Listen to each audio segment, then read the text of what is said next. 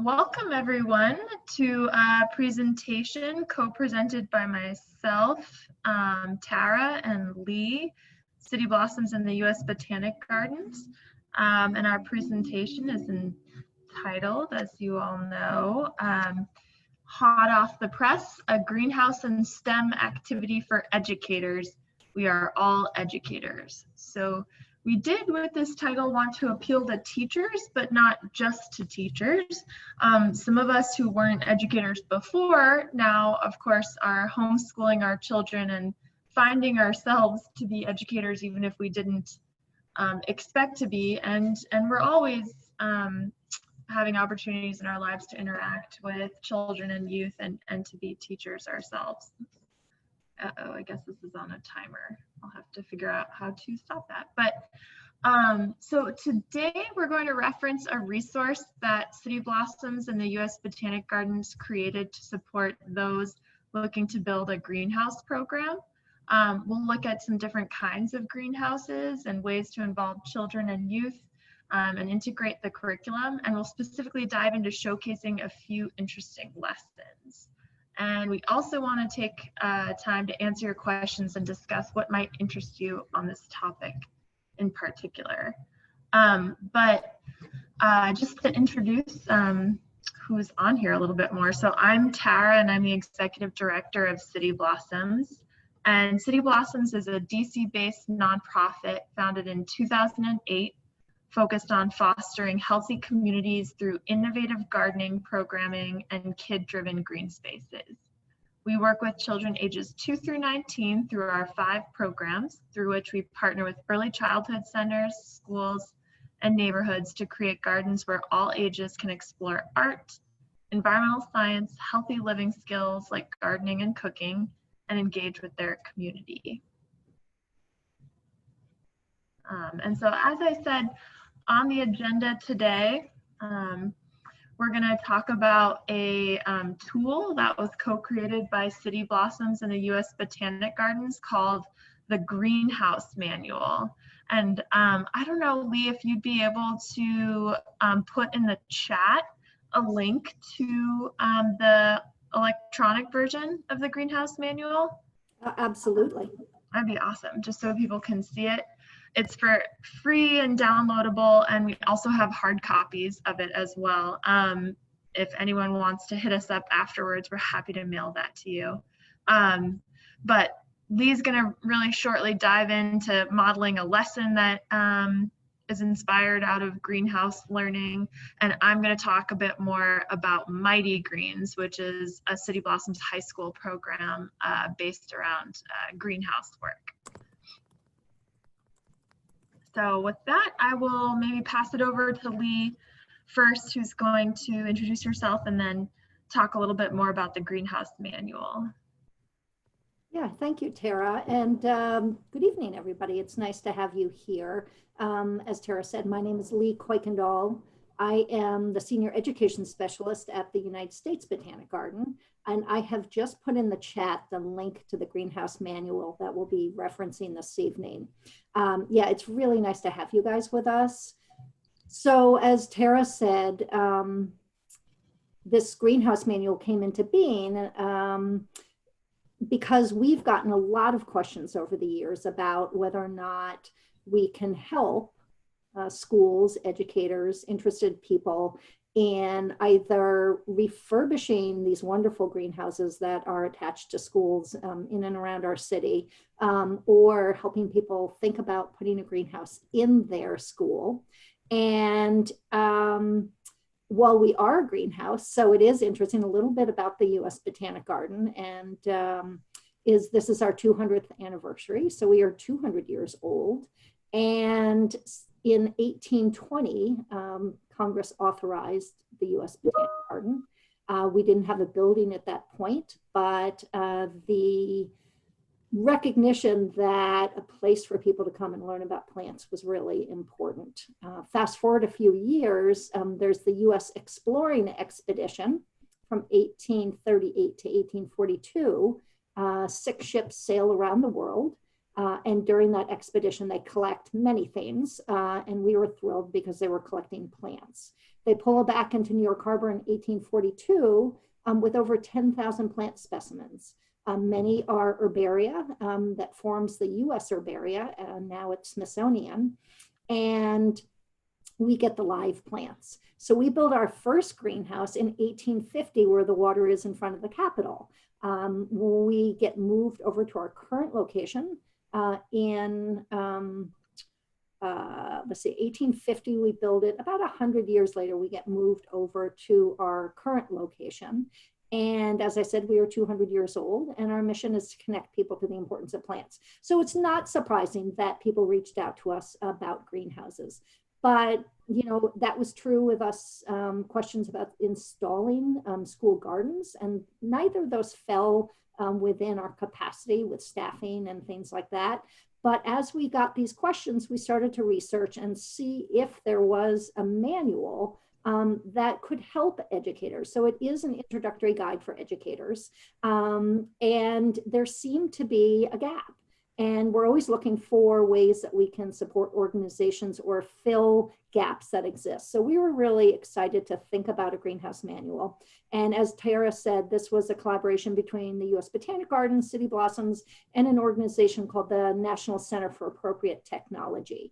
And I've had the great pleasure of working on the manual over the years prior to print, but more recently just rereading it. And I think you will all, whether you're thinking about installing a greenhouse, you have a greenhouse, or what I love about it is there are so many ways to use this manual. If you're just looking for new projects, there are great lesson plans in here. There's great material to pull out. And we're going to look at that cross-curricula, classroom connections in a deeper way this evening. But essentially, we were thrilled to work with both of these organizations, and City Blossoms really brought a local and a really school focus to the manual. And so we thank them very much. Next slide.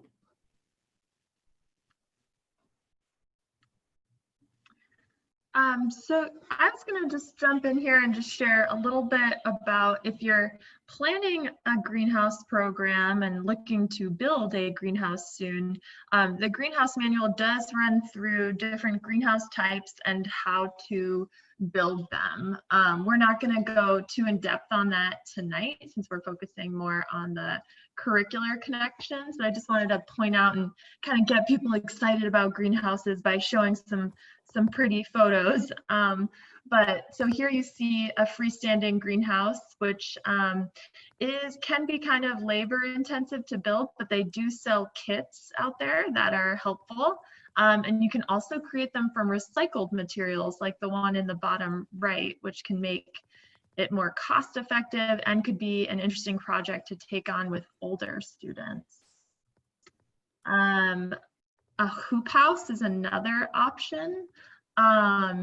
Those depend more on passive heating and cooling, and so doesn't require an expensive heating system. And usually it's just put right over in-ground plants. Lean-to greenhouses like you see in the top right corner are good for schools with less space, but they're just attached to the outside of the school, which makes them more narrow and they can experience more shade, but they have greater access to water and electricity. And then on the bottom right, you see an example of a plastic cold frame, which is not really a greenhouse, but it's a great first project to explore season extension in a really economical way. And a cold frame is made from glass or plastic, and it's a structural cover that you can move around the garden and put over seeds or seedlings to protect them from harsh weather. The greenhouse manual also goes in depth on how you might want to lay out your greenhouse and what features to consider having in there. This is a photo of Eastern High School's greenhouse, and Eastern is a high school that City Blossoms partners with in depth. You can see that we really made the greenhouse into a classroom as well as a growing space by putting in tables and chairs. So we have our meetings with the youth right there in the greenhouse, which is especially nice in the colder months. And again, here's just some more photos to kind of get you all excited and in the mood for greenhouses, even though it's 100 degrees today. You can hopefully still find them appealing. Here's a freestanding greenhouse that even without any, this one doesn't have any heating or cooling systems in there, just uses passive heating, but even with the snow piled up outside, it's able to grow lettuce in the middle of winter. And we can all aspire to such a big, beautiful greenhouse as this one day. And of course, greenhouses can have lots of interesting facets as well, such as hydroponic growing systems. That's a classic one that can be explored as well, and that we do talk about more in the manual in addition. So with that rapid passing through of different greenhouse models, we wanted to take a pause and just find out from you all kind of what's your background, what brings you here today, what appealed to you about this topic, what were you hoping to learn? And if we can either invite you to speak up because we're a really small group, or if you would prefer, you can write it in the chat as well, but that'll help us as we go through our presentation.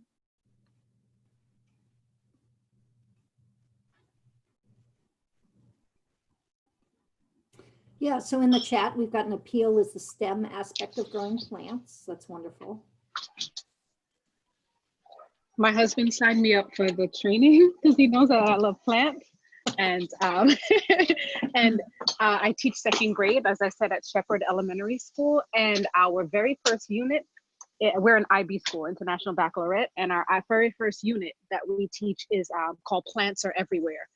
And it's plant everything. So just increasing my knowledge and knowing where I could take this helps. Great, thank you.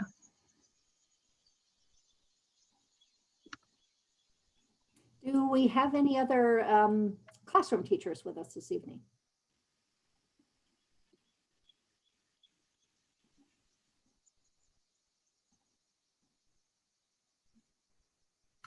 Yeah, like Tara said in the beginning, we said educators because I feel really strongly about that. And we know that the success of growing anything is a collaboration.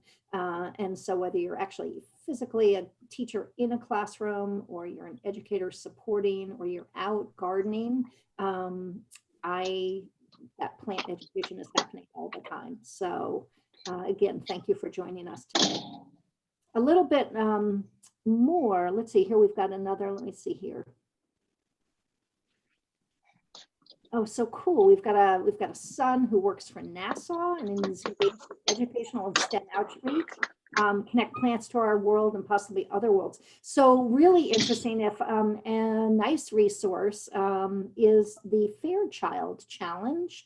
It is based at Fairchild Tropical Gardens in Florida.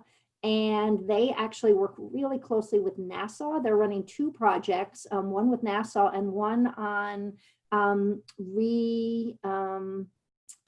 replanting and reintroducing the native orchids in the Miami-Dade area. But the work they're doing with NASA is amazing. So if you're interested in that, it's the Fairchild Challenge at Fairchild Tropical Gardens in Florida. They're just doing wonderful work. So, so very cool. Thank you for sharing that. So a little bit, I'll give a little bit more about myself. So I have been at the garden, at the U.S. Botanic Garden in some capacity for 20 years, which is just a treat. The idea of a garden being a living classroom has been such a treat. And I like to say that I'm in charge of education from birth through college, and I do all of our professional development. So it is a treat to have not only the U.S. Botanic Garden as a resource for the nation, but really locally for all of our educators is great. Tara, do you want to talk to us a little bit more about yourself and your work at City Blossoms? Just that, yeah, so I'm the executive director of City Blossoms, and kind of as I mentioned, so City Blossoms creates kid-driven creative gardens around DC, and we work with a variety of different educational formats and different ages. And so I'm going to get more into depth on our Youth Entrepreneurship Cooperative program, in which we partner with 2 high schools that have greenhouses, and they base their cooperative business that the youth create around what they can grow in the greenhouse. Yes, so thank you. So greenhouses as classrooms. So I often hear that educators and teachers feel that school gardens and greenhouses are more work, right? And what I like to think of them as are incredible living laboratories and cool tools to teach what we already have to teach. I think they are amazing spaces for experiential learning. I know that students learn in many different ways, but I think hands-on learning is a universal language. And so this evening we're going to explore in the Greenhouse Manual, there are these wonderful sections throughout the manual that are called classroom connections. Next slide, please. So when we think about greenhouses, we might think about plants, we might think about science, we might think about gardening, we might think about nutrition. But I am going to explore here that a greenhouse is an amazing vehicle to talk and to teach cross-curricular. And with an eye on thinking about aligning always with standards, right? Because as an educator in the schools, we need to do that. It makes it relevant. It makes it not an extra project, right? Just that cool tool. But let's look at exploring the history of greenhouses. So we are very lucky that greenhouses, well, first of all, the first record of using structures to grow plants dates way back to ancient Rome, where, as you'll see in this picture, cucumbers and squash family were grown for the emperor Tiberius. Fast forward, right, we start to see greenhouses become a symbol of wealth. And luckily, over the years, they have really become tools to connect people of all ages to the plant world. Next slide, please. So whether you're a history teacher that wants to think about the history and the evolution of greenhouses through time, in America, I think it was in the 1700s, we start to see the first greenhouse in our country. But like I said, cross-curricula. So, and what I do want to go back to that idea that you might not have a greenhouse, you might not be planning to use a greenhouse or build a greenhouse. But again, I think if you're looking for projects around the idea of greenhouses are just innumerable. So site selection, just think of site selection alone and math, right? We've got the design, we've got budget, we've got climate, we've got to look at measurements of light and wind and temperature. Where's the sun? Where are you going to build that greenhouse? All of those things when you think of math. And so that connection to STEM, a greenhouse is just, you know, sort of calls out to STEM. Next slide, please. Yeah, so classroom connections, using greenhouses to teach sustainable development, right? So what I really like about the Greenhouse Manual is that there's something in there for all ages. So depending on what age you want to connect students, I think there is quite a bit. So if we think about environmental sustainability, right? Getting students to think about how could this greenhouse use less water? How might it not use maybe some pesticides and be a little more environmentally safe? How might maybe there might be a lesson on compost, for example. Economic sustainability, and Tara's going to get into this a lot later. But imagine having a class and you divide them into 3 groups and you say, okay, we're going to grow something. And this group, we want you to think about what's the most profit we can get out of growing. And the other group is going to look at nutrition. How are we going to get the most nutrition out of what we're going to grow? And then impact, in terms of impact on the environment. How could we do it with the least amount of impact? And then there's the whole sociocultural sustainability with things like food access, and really like looking at a greenhouse and getting students really interested in growing food plants, to then think about, well, where do people get fresh food in their neighborhood? All of this is incredibly rich. Next slide, please. So I'm call back to this hands-on experience.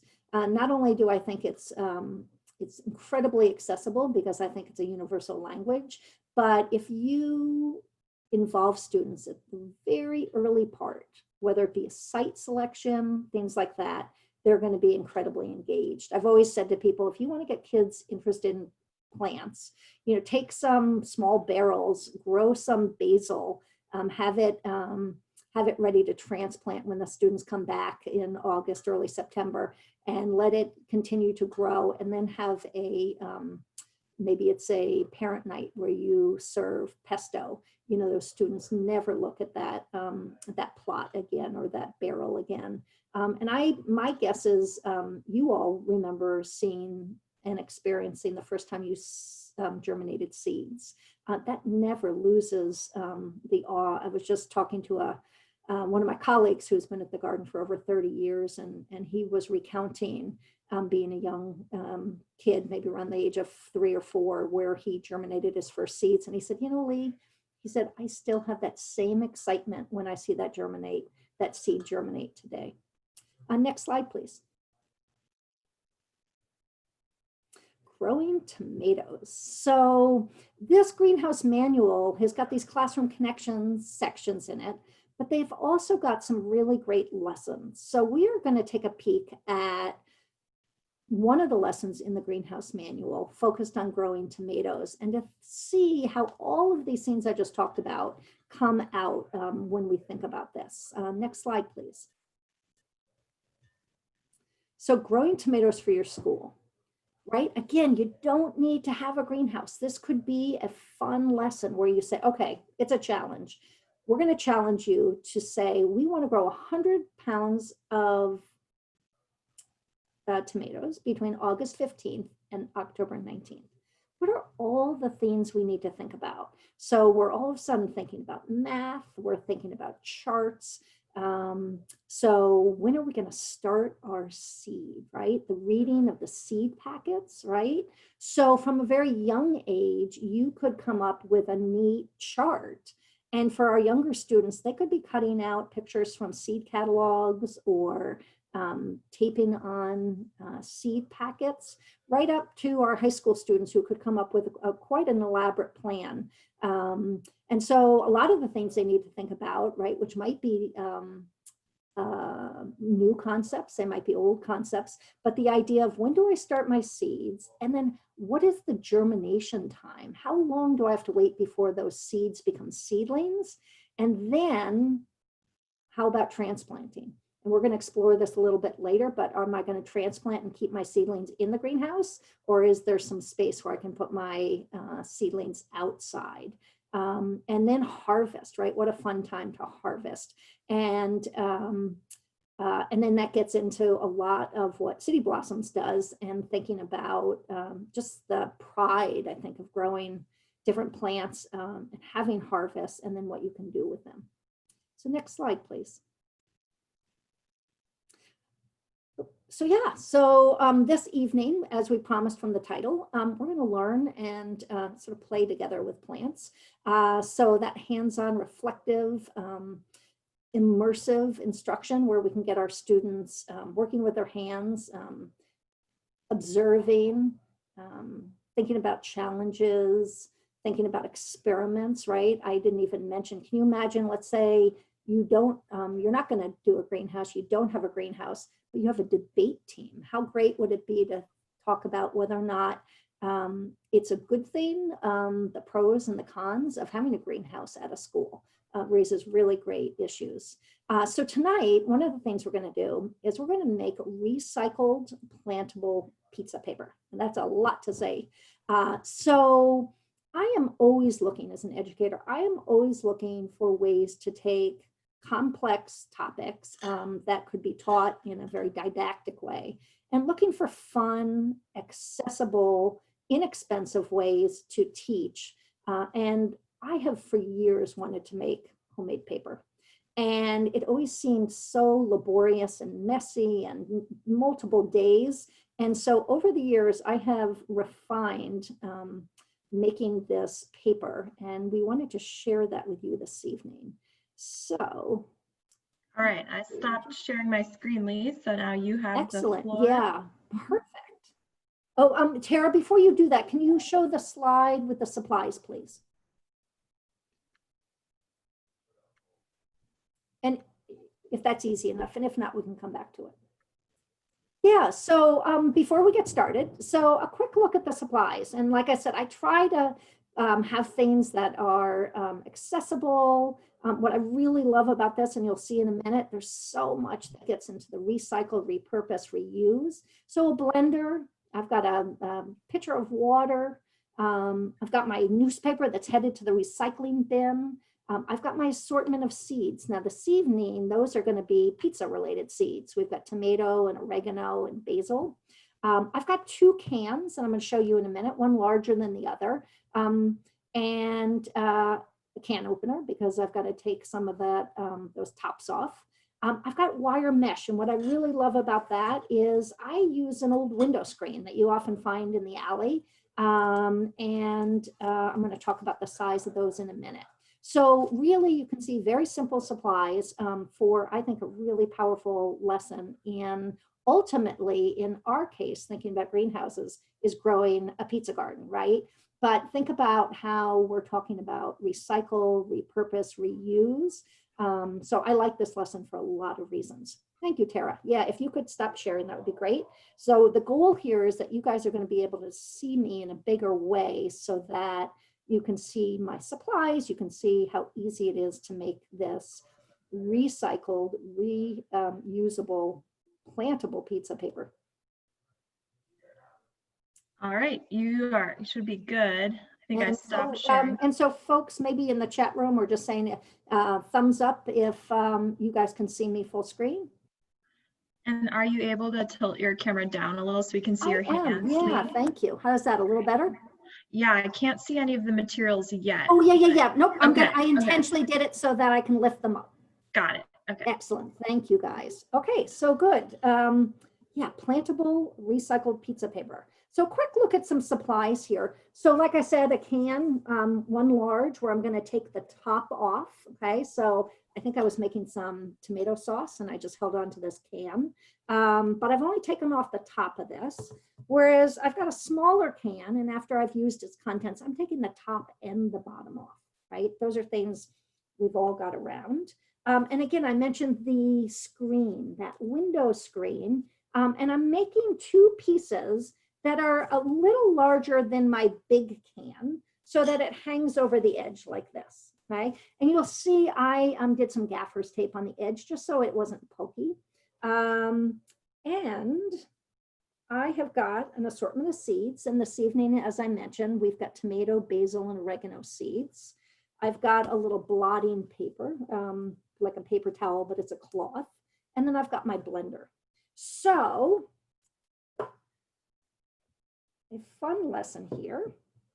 I've got my blender, and I have got that piece of newspaper that was headed to the recycling bin, right? The other thing I really like about this lesson is we talk a lot about some very big global issues.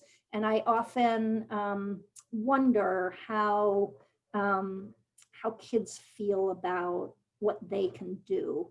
And recycling is a great way to get kids connected to that. So I've got just one piece of newspaper here, and I'm going to put it in my blender. And I've got my measuring cup with water. So it measures, right? Here comes the math. We've got that 2 cups of water going in. And all I'm going to do, and excuse the noise, but I am going to just do a quick blend.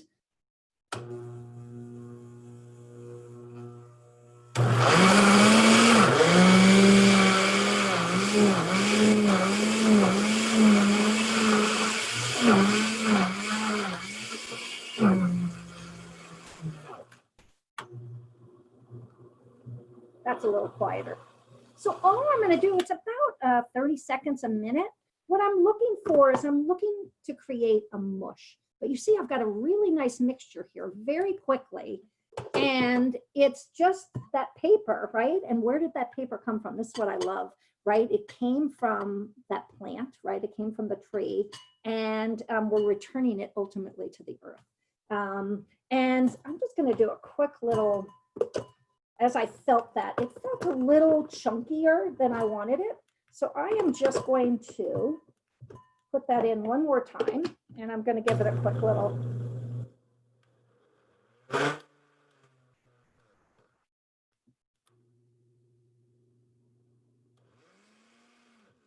And then I got it. Okay, so I've got my mixture, and I can put my blender away now.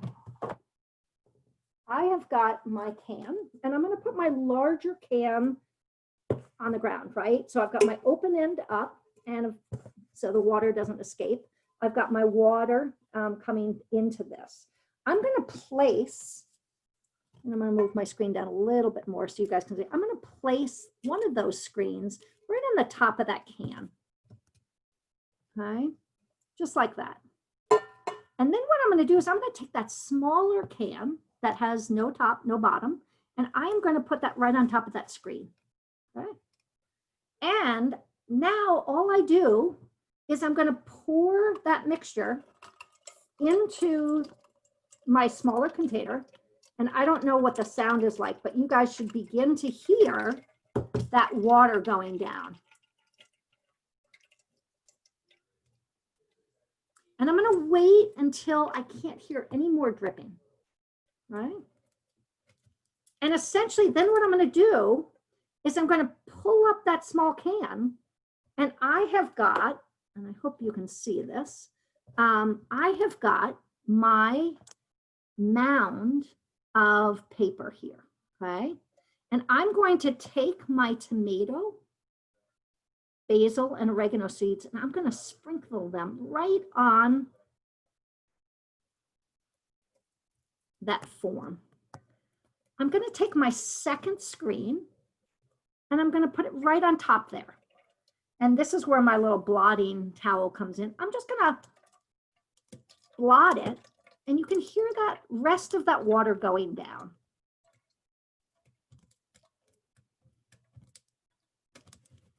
And then, voila, there you go. Look at, I have got my plantable seed paper.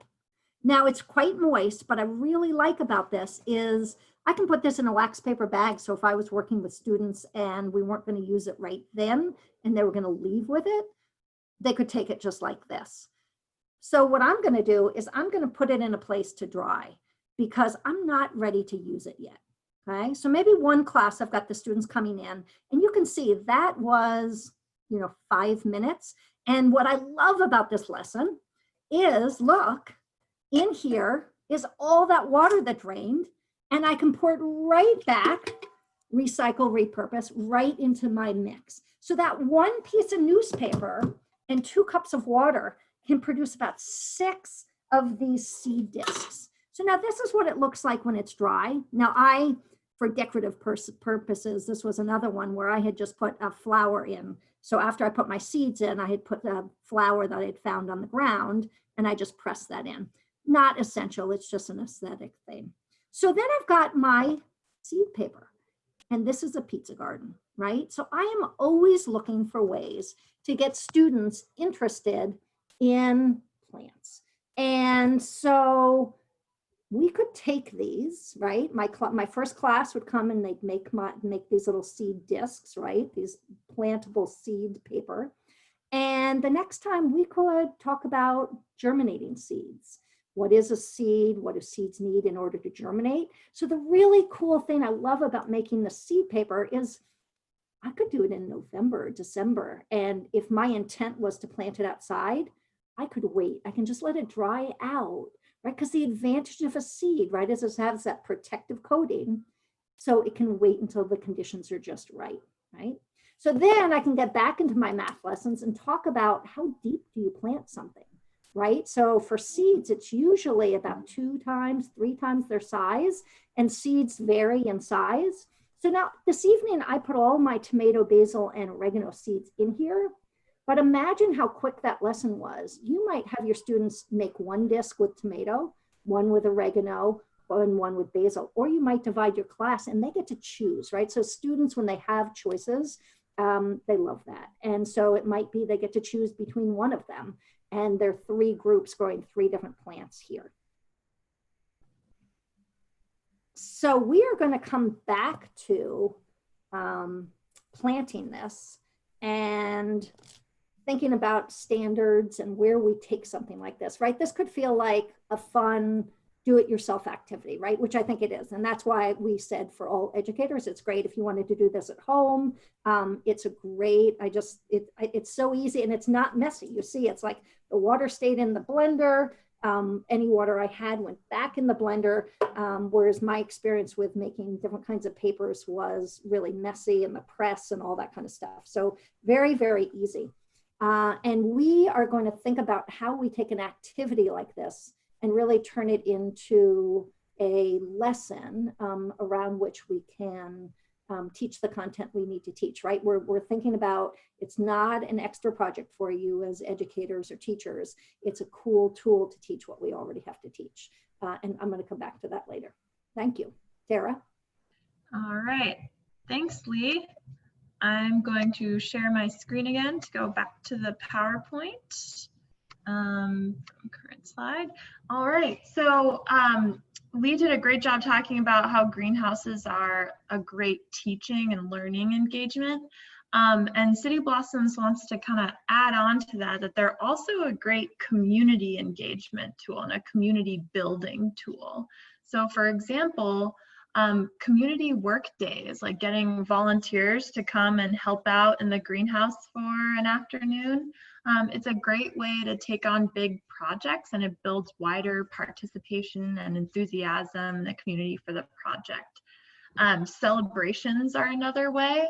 City Blossoms does every year this thing called Basil Bonanza. And what we do with that is we invite everyone to come and bring a basil themed dish, and then we all get to share and kind of judge each other's basil themed recipes. But getting into specifically what I mentioned before, which is our Youth Entrepreneurship Cooperative Program. This is an after-school elective high school program. And we run it at Eastern High School and Cardoza High School right now. And the youth at these 2 schools collectively decided to call their businesses Mighty Greens. And it's a place where they use the greenhouses as spaces to learn, grow, and produce for their micro enterprise. And so I'll go to the next slide. I'm not sure we're going to have time for this video. I'll come back to the video if we do end up having time. But I want to make sure that we can get to everyone's questions and such if we have them. But so basically, youth are using the greenhouse to grow 3,000 seedlings every year, and some they're planting in their own school gardens, but the bulk of it they're selling and sharing in the community, which is impressive, and it's a great way for youth to build confidence when they see that they're having an impact and can provide a desired resource beyond their immediate school walls or home. They're also doing all of the marketing and outreach around these sales. They're really running the show. These seedling sales also are usually done elsewhere in the community and not just at their school. At this one in particular, we were at our Girard Children's Garden and holding it at the same time as when a local church was holding an egg hunt in a neighboring local park.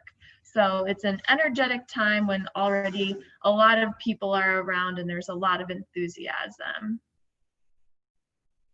In addition, the youth are creating, they're dreaming up the recipes for, they're testing in the lab, and they're creating themselves these value-added products. For example, the chive blossom vinegar in the pink bottle that you see in the bottom right, or their herb salts, which they use herbs from their gardens to create these really popular salts that they can sell.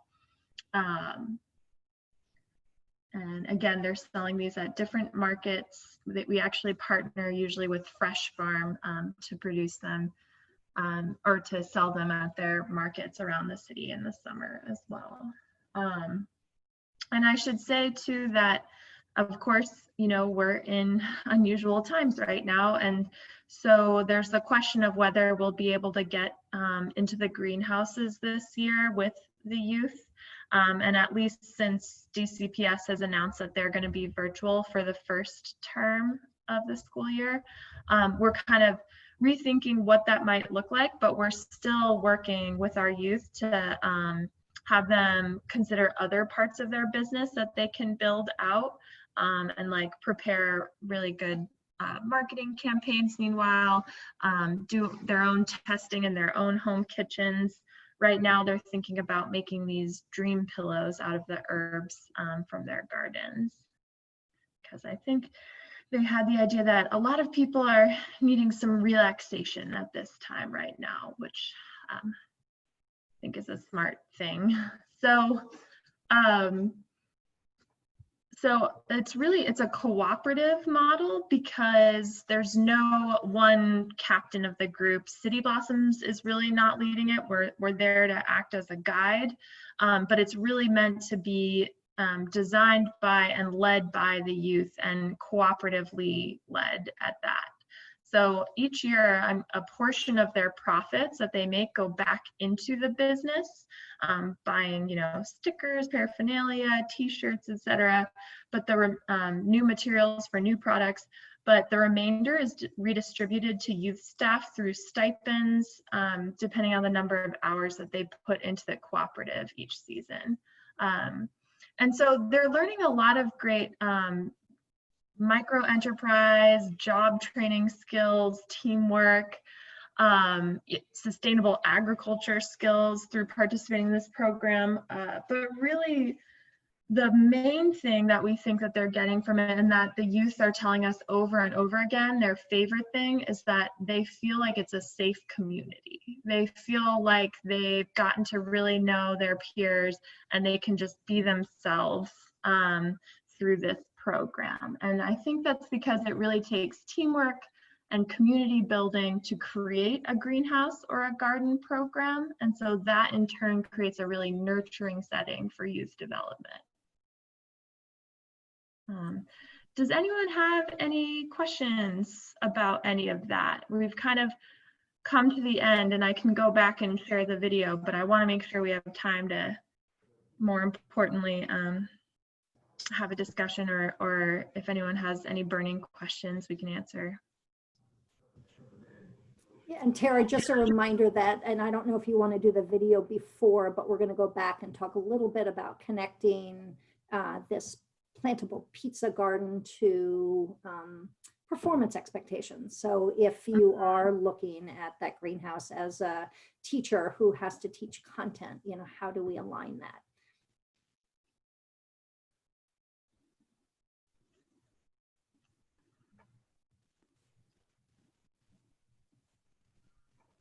Okay, let me then go to the video. And hear that part? These students are learning how to grow and harvest vegetables and other edible plants. Sorry, just doing a test there. Can you hear that video okay? Yeah, really nicely. Thank you. Okay. Rasha is a 12th grader at Eastern Senior High School.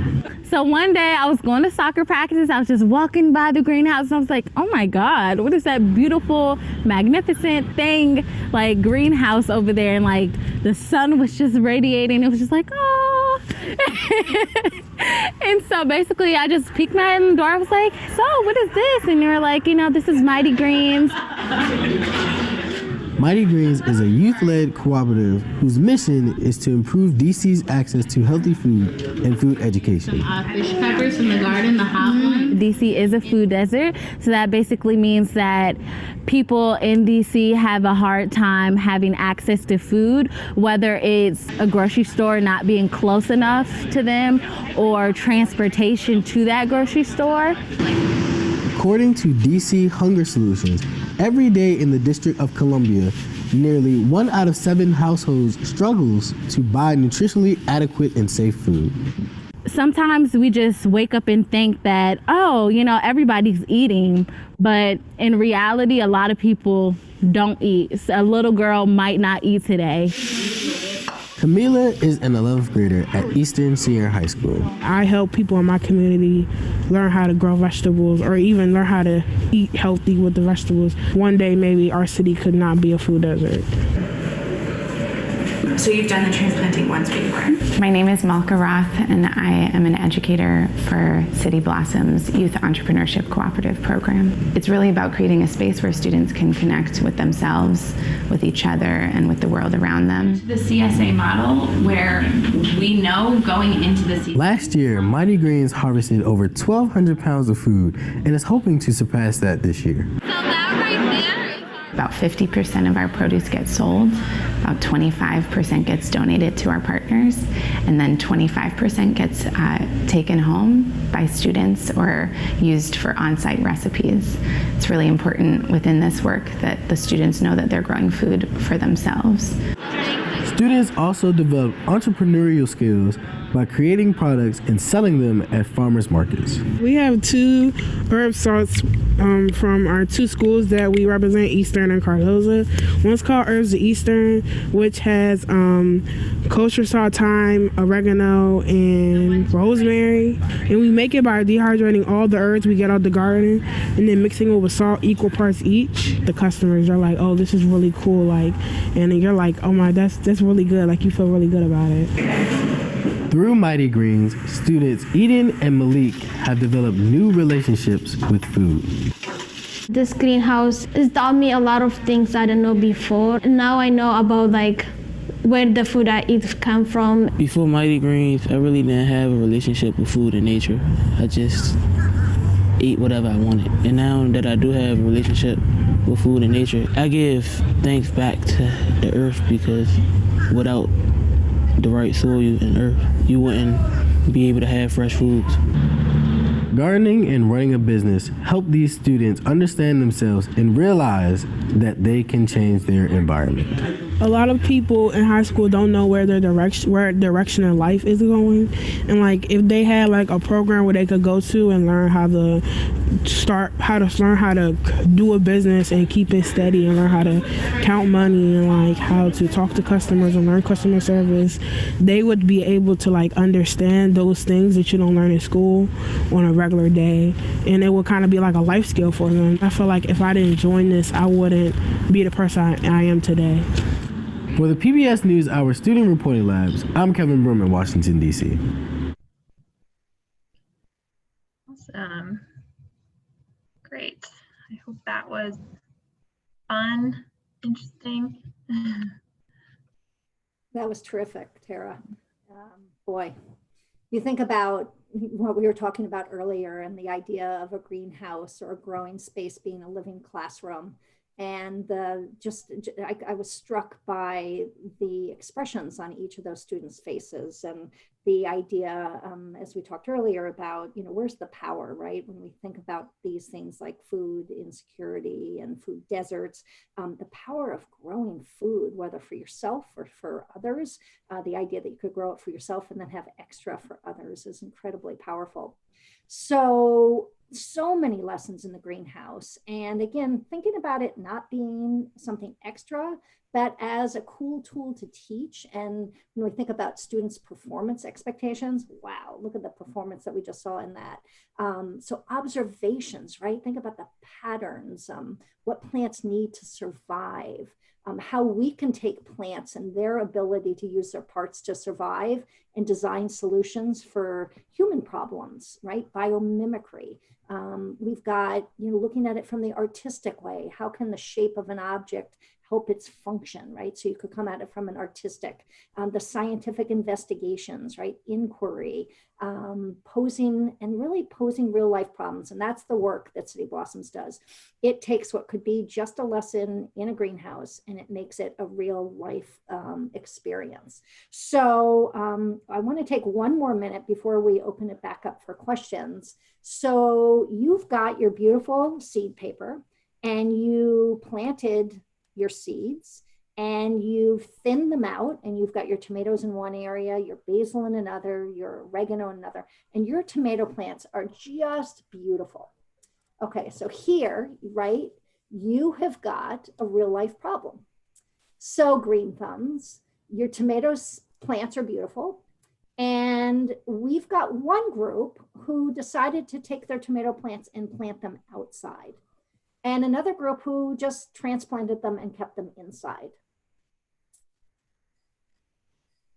Group that kept them inside has got a problem. They've got beautiful plants, they've got beautiful flowers, but they're not getting fruit. Anybody know what the problem is? Right, so as we think of like next generation science standards, the idea of thinking about what's a problem and how could we come up with a solution? Anybody? What problem are the people growing their tomatoes in the greenhouse having? That group A who's growing their tomatoes outside aren't finding? Pollination, absolutely. Yeah, so look at this. We've grown plants, right? But we're connecting it to other things, that whole idea of the ecosystem and those relationships that happen. So tomatoes in the Solanaceae family, the nightshade family, are very cool because you could have one tomato plant and you could get fruit. Anybody know what pollinates tomatoes typically?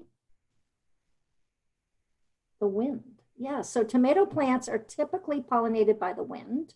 And in a greenhouse, there is not enough movement of air to get the pollen to fall, right? They can self-germinate, but that pollen has to be shaken, right? So there are two techniques. You could either mechanically pollinate, or you could hire in those pollinators, right? So outside, they've either got enough wind to shake those flowers to release the pollen so that that flower can get pollinated and therefore turn into a fruit. But inside, we might need to come up with a design solution, right, on how those tomato plants are going to get pollinated. And that, to me, when we think back to the beginning and thinking about greenhouses being such a great place for that experiential learning, right? We've got a real life problem and the students can come up with solutions. So I think this is a nice time to reopen it back up. One, to thank you guys, but to also see if you have any last thoughts. Again, early in the chat, we had posted the link to the greenhouse manual. And we do have hard copies. So if you are somebody that would like a copy or multiple copies, we are happy to mail them to you. Just shoot me an email, and I've put that email in the chat. Yes, and also we will be planning to hold some trainings, like more in depth on using or building out a greenhouse program.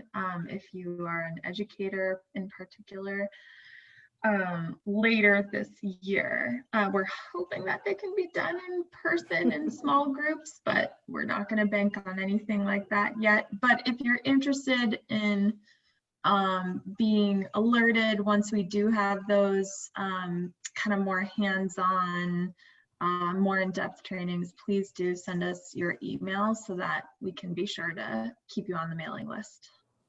Yeah, and also just to play off of that a little bit, as we formulate ideas and think about what kind of trainings people want, we'd also love to hear your ideas. What kind of trainings are you guys looking for that we might be able to do with the vehicle of this greenhouse manual?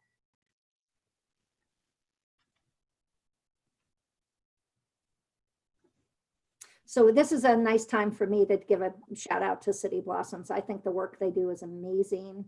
I think that video has so many different stories. It's been a huge treat to collaborate with City Blossoms on this greenhouse manual. And on behalf of the U.S. Botanic Garden, I wanted to thank you for joining us this evening.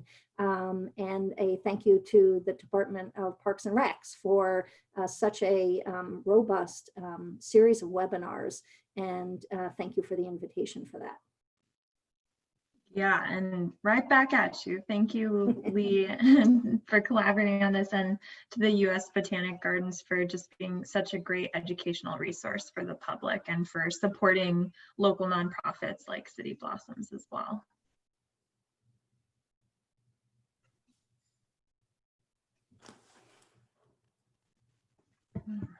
Well, if there aren't any questions, let's see, wait, in the chat.